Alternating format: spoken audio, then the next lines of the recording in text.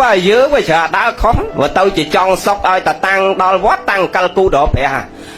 ព្រះអង្គហើយព្រះអង្គសុំកើតជាតិណាកើតជាតិណាហ្នឹងអត់ចោលទេសុំកើតជាតិណាសុំឲ្យបានរូបល្អមានទ្រព្យច្រើនសុំឲ្យមានកូនប្រកបដោយធម៌ហើយបើបានប្តីសុំកុំឲ្យជួបប្តីដូចរាល់ថ្ងៃឧទាហរណ៍អញ្ចឹងណាហ្នឹងអាតានឹងវេទនាណាស់ចឹងមកចុះពីយូរទៅនិយាយដើមប្តីប្រាប់ព្រះឲ្យព្រះចេះតែញឹមយើងមិនបាច់ទៅសុំទេយើងចង់បានស្អីយើងសន្សំអាហ្នឹងទៅយឺតផលហ្នឹងគឺវាឲ្យយើងហ្នឹងពុទ្ធសាសនាគឺជាសាសនាដែលបង្រៀនមនុស្សមិនឲ្យសុំបាត់តែញោមខ្លះសួរតែចុះកណាឃើញយាយទៅវត្ត100តាំង100តាដល់វត្តគឺដុតធូបអង្កលតកូតទៅរកព្រះសុំហើយតែអាហ្នឹងរឿងរបស់គាត់ប៉ិនព្រះបង្រៀនយើងជាសច្ចភាព2បូក2គឺ4ច្បាស់ចឹងអត់មានឲ្យយើងទៅសុំដោយសាសនាដទៃទេពុទ្ធសាសនាគឺបង្រៀនមនុស្សអត់ឲ្យសុំទេបើយើងចេះនាំនេះសុំព្រះអង្គអត់ឲ្យយើងសុំចង់មានន័យថាម៉េចឧបមាថាយើងសុំសុខ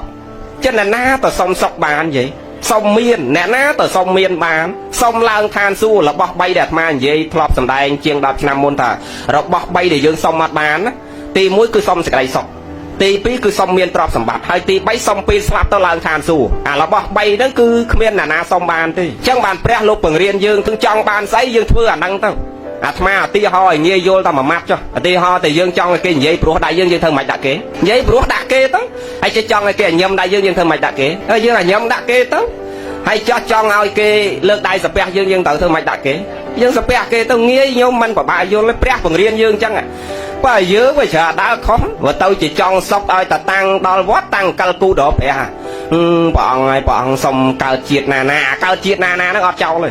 សុំកើតជាតិណាសុំឲ្យបានរូបល្អមានទ្រព្យច្រើនសុំឲ្យមានកូនប្រកបដោយធម៌ហើយបើបានប្តីសុំកុំឲ្យជួបប្តីដូចរាល់ថ្ងៃឧទាហរណ៍អញ្ចឹងណាហ្នឹងអាតានឹងវេទនាណាស់ចឹងមកចុះពីយូរទៅនិយាយដើមប្តីប្រាប់ព្រះឲ្យព្រះចេះតែញឹមយើងមិនបាច់ទៅសុំទេយើងចង់បានស្អីយើងសន្សំអាហ្នឹងទៅយឺតផលហ្នឹងគឺវាឲ្យយើងហ្នឹងសុខក្តីទុកក្តីចម្រើនវិនិច្ឆ័យវានៅខ្លួនយើងហើយអ្នកខ្លះចង់អាយុវែងទៅសុំអាយុវែងពីលោកទៅសុំមិនបានបើលោកខ្លួនឯងបើគិតទៅលោករាល់ថ្ងៃនេះអាយុខ្លីយើងញោមផងព្រោះបើនិយាយពីចំណៃលោកវិញមិនដឹងជាស្អីទេញោមមើលយាយណាកើតថ្លើមទៅក៏លោកអាញឹមទទួលយាយសួតទៅក៏យកទទួលឆាន់យាយលបែងទៅក៏យកទទួលឆាន់ហើយបើអាជុំបានចូលឆ្នាំមួយឆ្នាំតបោ2ថ្ងៃហ្នឹងចំណៃគឺវេទនាហ្មង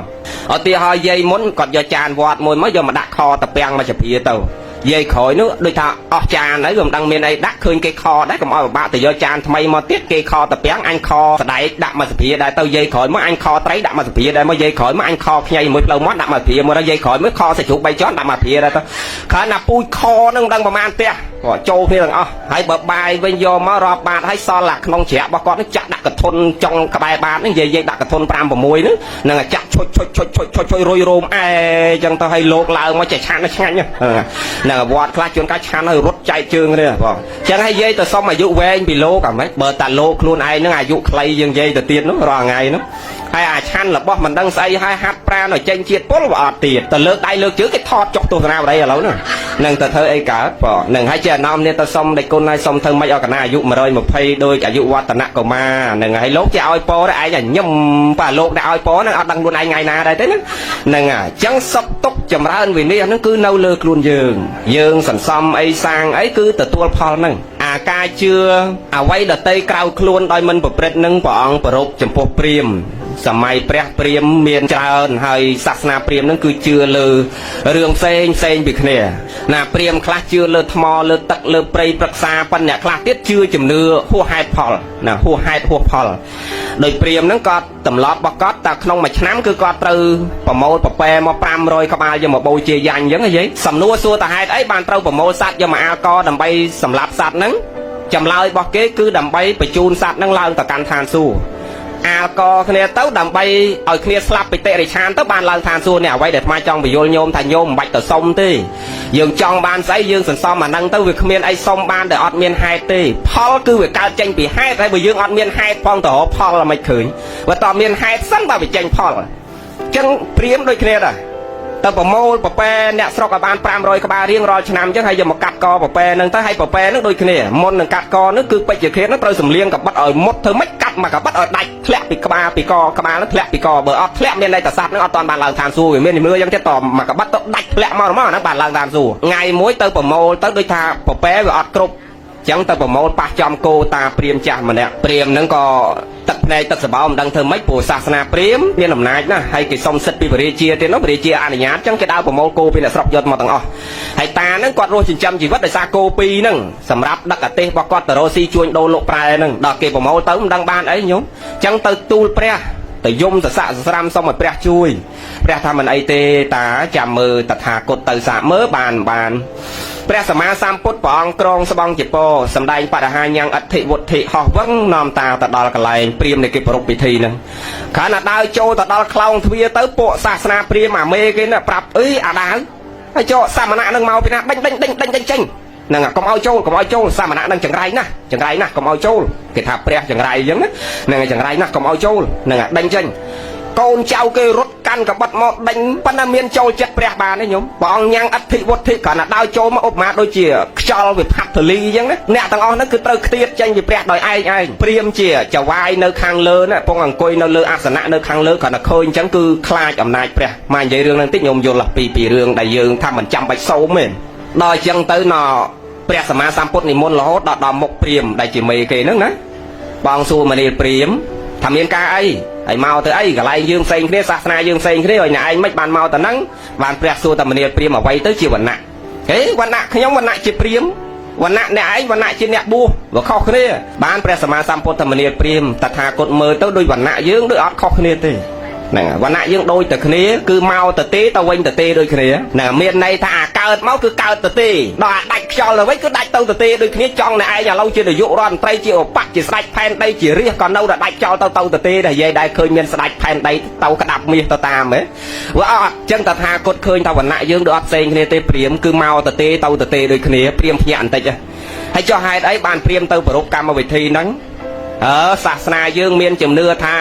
យកអ្នកដែលមានសេចក្តីទុកលំបាកគេចាប់ទុកតែសត្វដែលគ្នានៅជាសត្វស៊ីស្មៅស៊ីអីហ្នឹងវាពិបាកណាស់អញ្ចឹងយកគ្នាមកអាលកឲ្យស្លាប់ឆាប់ទៅគ្នាបានឆាប់ឡើងទៅឋានសួគ៌ឈប់ស៊ីស្មៅឈប់វេទនានៅជាសត្វហ្នឹងទៀតណាគេមានជំនឿអញ្ចឹងបានព្រះសម្មាសម្ពុទ្ធសួរថាអើយហើយចុះហេតុអីបានអ្នកត្រូវបញ្ជូនសត្វទាំងអស់នឹងឡើងឋានសួគ៌ព្រោះអាណិតព្រោះស្រឡាញ់បានបញ្ជូនគ្នាឡើងឋានសួគ៌នឹងព្រោះអាណិតអត់ចង់ឲ្យនៅគ្នាជាសត្វហ្នឹង